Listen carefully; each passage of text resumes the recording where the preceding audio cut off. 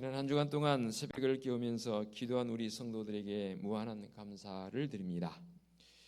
여느 때의 특별 새벽 기도회보다도 이번 특별 새벽 기도회는 말씀 사경회를 준비하기 위한 귀한 기도의 시간을 가졌습니다.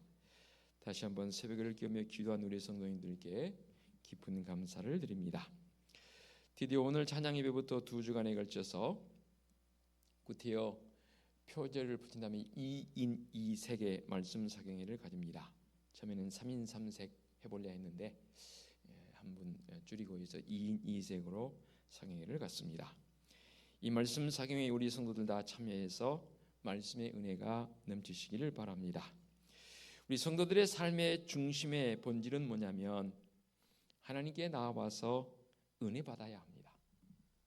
은혜 받으면 모든 삶에 있어서 어느 것 내게 굴곡이 또는 내게 앞에 여러 가지 것들이 가로막는다 할지라도 넉넉하게 아무것도 아닌 것처럼 이겨 나가는 믿음의 성도들의 복된 삶을 저는 자주 보게 됩니다. 반대로 은혜가 떨어지게 되면 어떻게 됩니까? 저는 이것을 이렇게 표현하고 싶어요. 자동차를 운전하고 가는데 노란불 들어오면 어떻게 해요? 자동차 옐로 탱크에 노란불이 들어오면 어떻게 해요? 불안하죠. 죄송합니다. 제가 이걸 바꿔놨어야 되는데. 노란불이 들어오게 되면 당장 마음이 불안해집니다. 그리고 주유소를 찾아서 딱 기름을 가득 채우는 거 어떻게 해요? 마음에 안심이 됩니다. 어디든 갈 수 있습니다. 무엇이든 할 수 있습니다. 비유가 좀 맞는지 모르겠지만 우리 성도들의 마음속에 그것 같아요.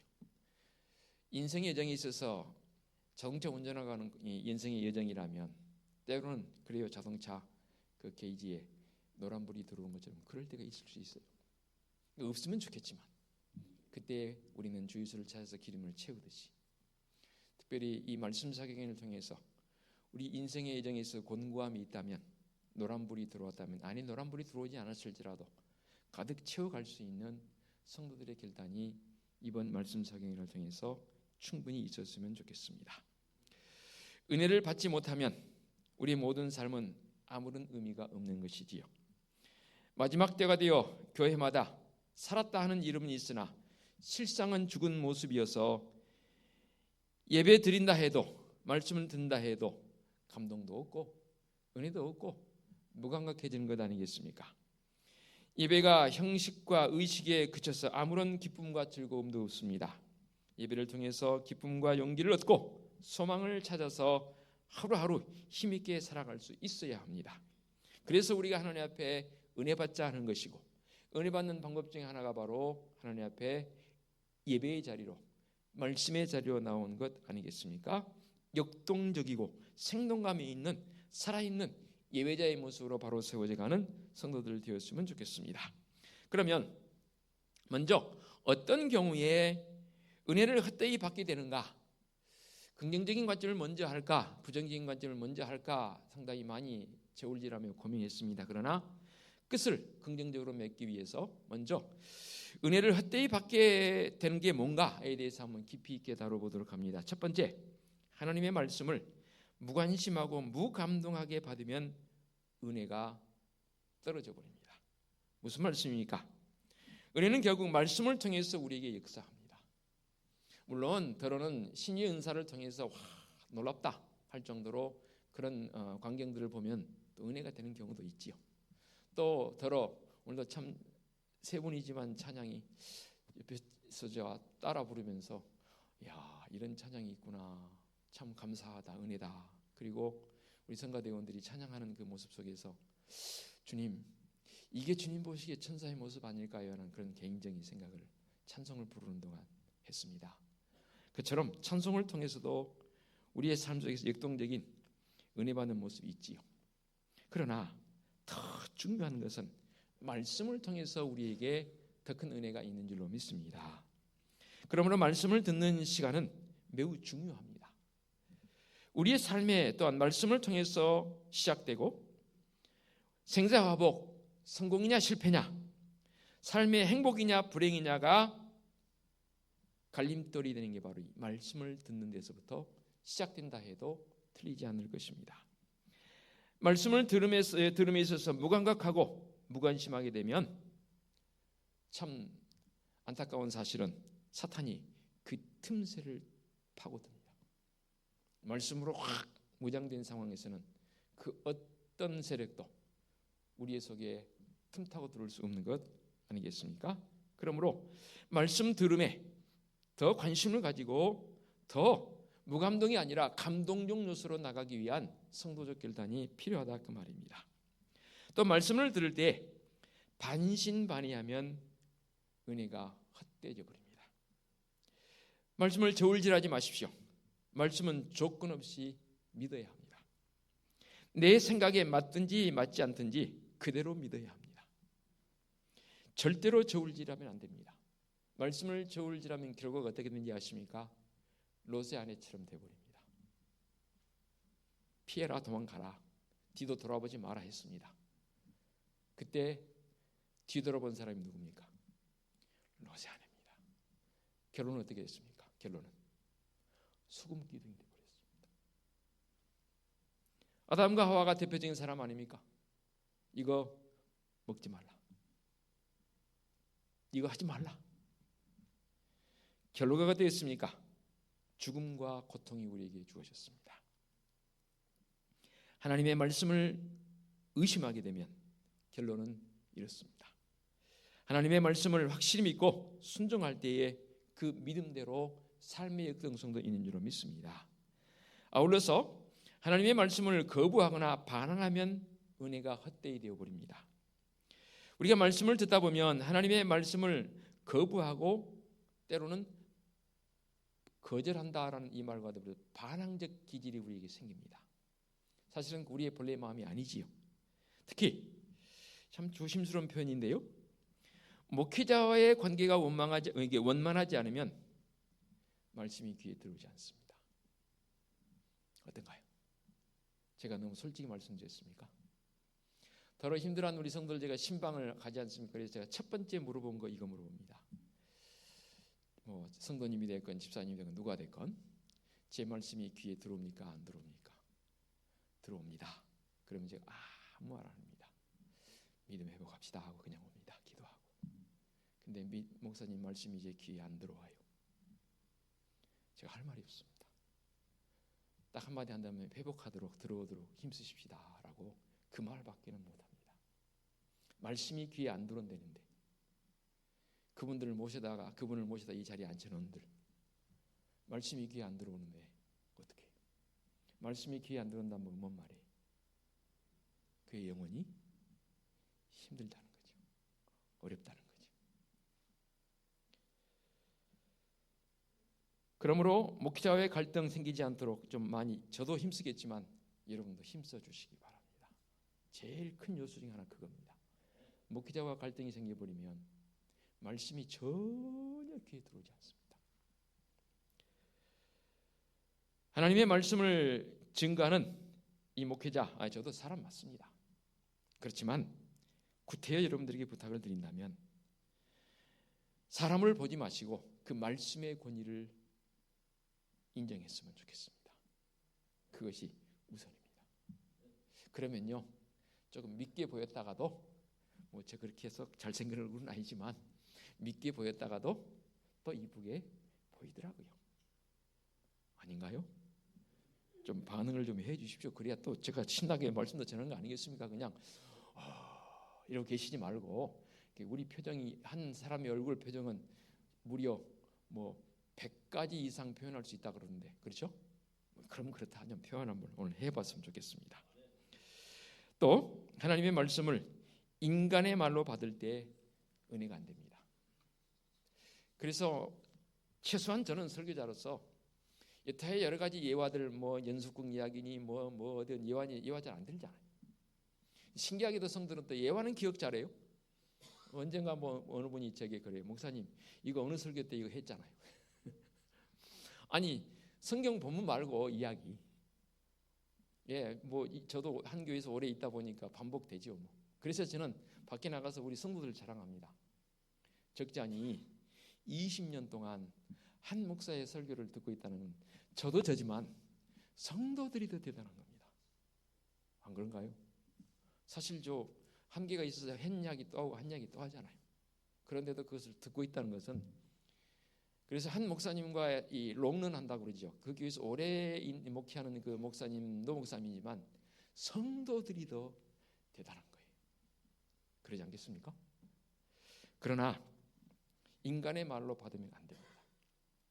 우리는 눈에 보이는 대로 또 사람인지라 설교하는 것이기에 인간의 말로 들릴 수도 있습니다. 데살로니가 교회 성도들은요, 하나님의 말씀을 하나님의 말씀으로 받음으로써 믿음의 역사와 소망의 인내와 사랑의 수고로 참 아름다운 교회의 공동체를 이루어가는 모습을 사도 바울을 통해서 우리에게 가르쳐 주셨습니다. 우리 은혜숲 교회도 그런 모습이었으면 좋겠습니다. 그렇다면 이제 긍정적 관점입니다. 어떻게 말씀을 받아들여야 은혜가 될까? 내가 은혜 충만한 사람이 될까? 분명히 말씀을 통해서 우리에게 이렇게 표시합니다. 지금은 뭐 받을 때요? 은혜 받을 만한 때요. 보라, 지금은 무슨 날이라고요? 구원의 날이라. 이 말은 뭔 말이냐면 은혜 받아야 구원의 확신도 있다 그 말입니다. 은혜 받아야 구원받은 자로 확실성을 가지고 산다 그 말입니다. 그래서 1절에 하반절에 그렇게 말하잖아요. 어떻게 너희는 너희를 권하노니 하나님의 은혜를 헛되이 받지 말라. 뒤집으면 제대로 받으라는 거죠. 은혜를 은혜답게 제대로 받아야만 우리의 삶의 역동적 모습이 나타난다 그 말입니다. 그러면 어떻게 말씀을 받아들여야 은혜가 되는 것인가? 몇 가지 나눠봅니다. 첫 번째, 간절한 마음과 사모하는 마음으로 말씀을 받아야 합니다. 들어야 합니다. 하나님께서는 우리가 사모하는 만큼 채워주신 줄로 믿습니다. 갈망하는 만큼 채워주시는 게 바로 말씀입니다. 빈들의 마른 풀같이 메마른 우리의 심령들 그 속에 이 시간 우리 하나님 성령 하나님으로 임재하셔서 내게 역사해 주시기를 원합니다. 사모하는 마음, 간절한 마음으로 주님께 나와 기도하며 말씀을 들으면 하나님의 은혜의 능력이 우리의 심령 속에 7배나 그 이상으로 역사하셔서 은혜가 되는 줄로 믿습니다. 저 개인적으로도 말씀에 대한 갈증이 참 많습니다. 늘 연구하고 준비해도 늘 부족하다는 생각이 듭니다. 여러분은 어떻습니까? 말씀을 지난번 설교 세미나 갔더니 우리 목회자들인지라 그 강사 목사님이 이런 경고의 메시지를 하시더라고요. 목사님, 이게 다 목사님들이니까 설교하기 위해서 성경 읽는다면 성령이 임재하지 않습니다. 그렇게 확실성을 가지고 표현하더라고요. 제가 그 소리에 화들짝 놀랐습니다. 설교하기 위해서 성경 읽으면 진짜 안 되는 겁니다. 그냥 말씀이 좋아서. 말씀이 좋다는 것은 하나님이 좋다는 거 아니에요.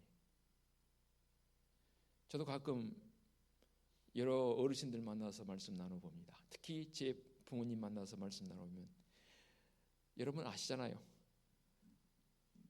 어쩌면 좀 과장한다면 100번 더 들은 이야기 있죠. 부모님 계신 분들은 다 공감할 겁니다. 그렇죠? 100번도 더 들은 이야기 있습니다. 그런데도 불구하고 저는 처음 들은 것처럼 예, 그래요. 그러면 더 신나서 더 말씀 잘하십니다. 그러다 어떨 때는 시간이 좀 되면 어머니 오늘은 제가 조금 바쁜데 여기까지만 하면 안 될까요? 그럼 그래 그리고 중단하시거든요. 그런 마음인 것 같아요. 내가 하나님의 말씀을 들을 때 얼마만큼 사모하는 마음인가. 거듭 여러분들에게 뭐라 말할 수 없으니까 제가 저를 향해서 말하는 겁니다. 설교하기 위해서 성경 읽으면 안 됩니다. 그 말을 여러분들에게 바꿔서 여러분이 적용해 봤으면 좋겠습니다. 그저 말씀이 좋아서, 하나님이 좋아서 말씀을 읽으십시다. 들으십시다. 말씀을 들을 때 마음의 문을 활짝 열고 아멘, 아멘으로 화답해 주시면 좋겠습니다. 이 아멘도 훈련이더라고요. 어느 교회에 가면은 심지어는 이상한 소리 하는데도 아멘 하더라고요. 그럴 때는 좀 민망해요. 그렇죠? 이 타이밍은 아멘 타이밍이 아닌데 아멘 하는 타이밍에서 제가 굉장히 목회자 민망해요. 그래도 흐뭇함이 있어요. 아멘이라는 뜻이 뭔지 아시죠?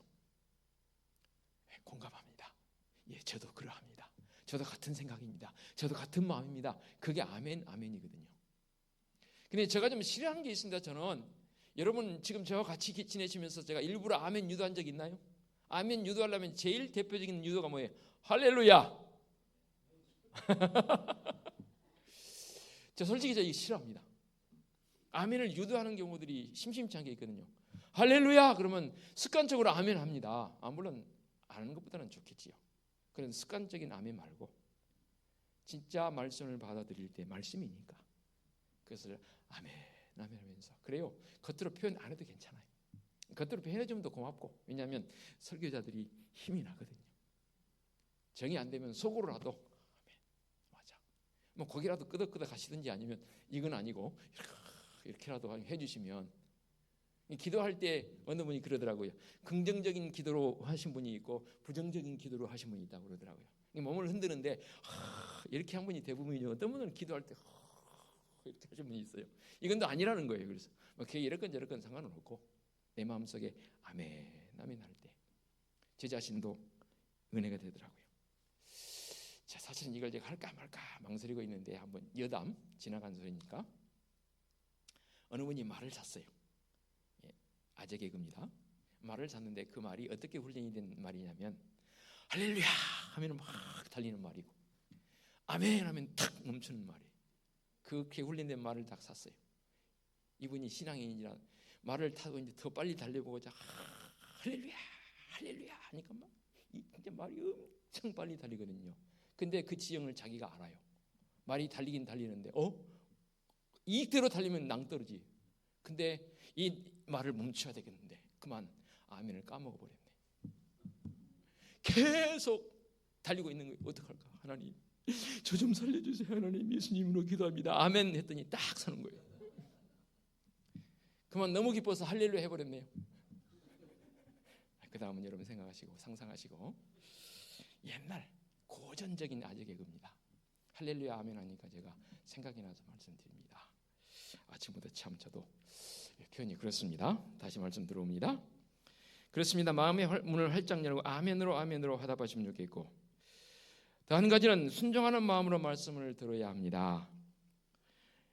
지난 주일 어린 사무엘이 하나님의 부르심 앞에 뭐라고 네 번째 대답했죠. 뭐라고 대답했습니까?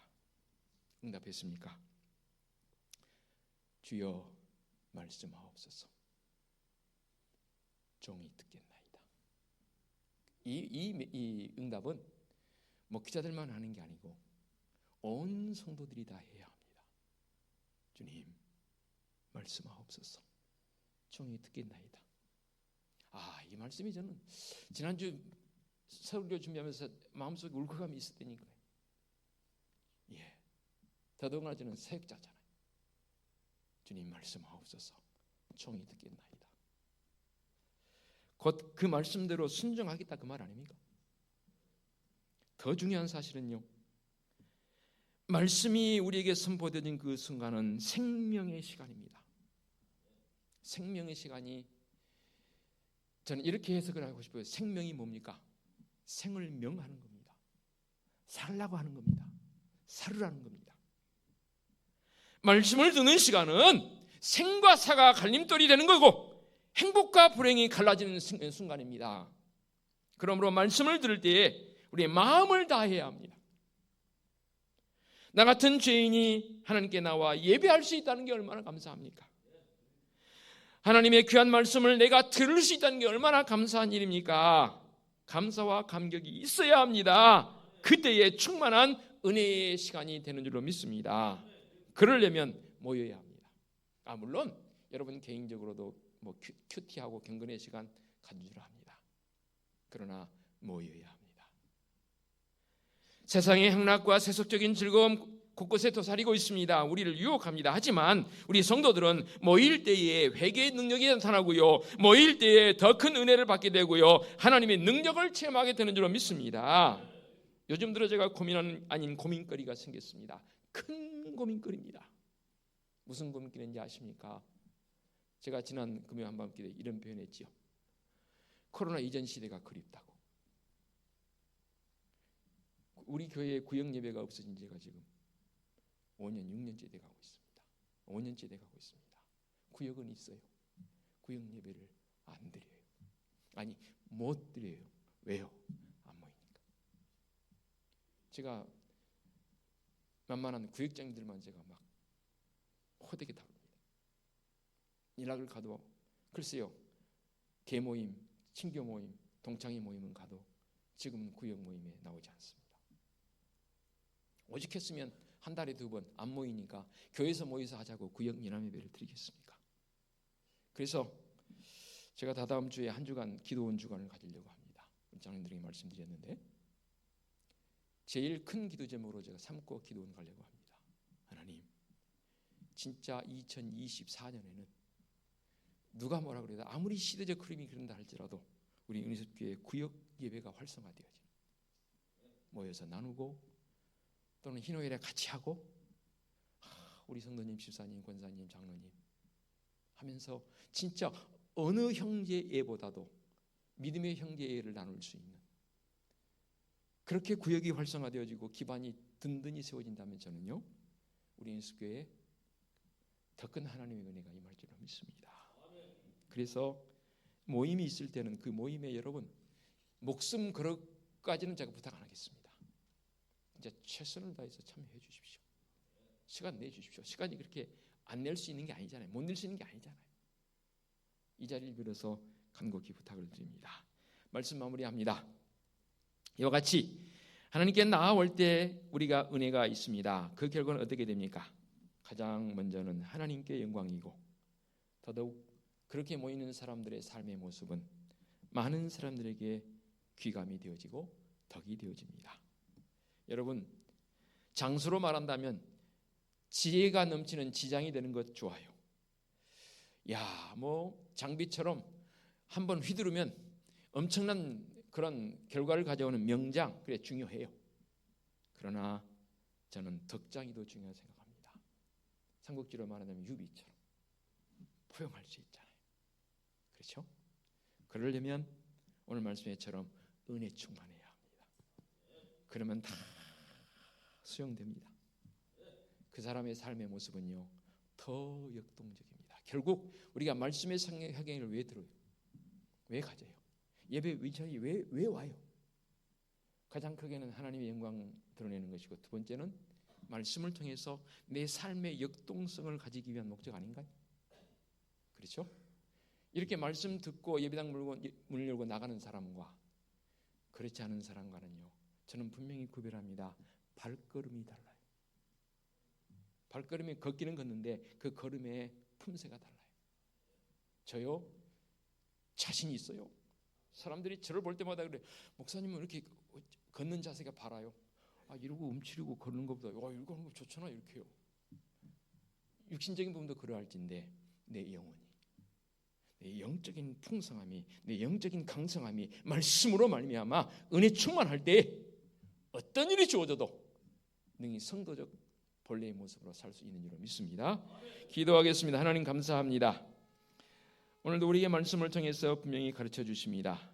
지금은 은혜의 때요, 지금은 구원의 날이라 했사오니, 특별히 이 10월 사랑의 달에 온 성도들 말씀을 통해서 은혜 충만을 위해서 앞으로 나아갈 수 있는 성도들을 되게 하옵소서. 예수 그리스도의 이름으로 기도하옵나이다. 아멘.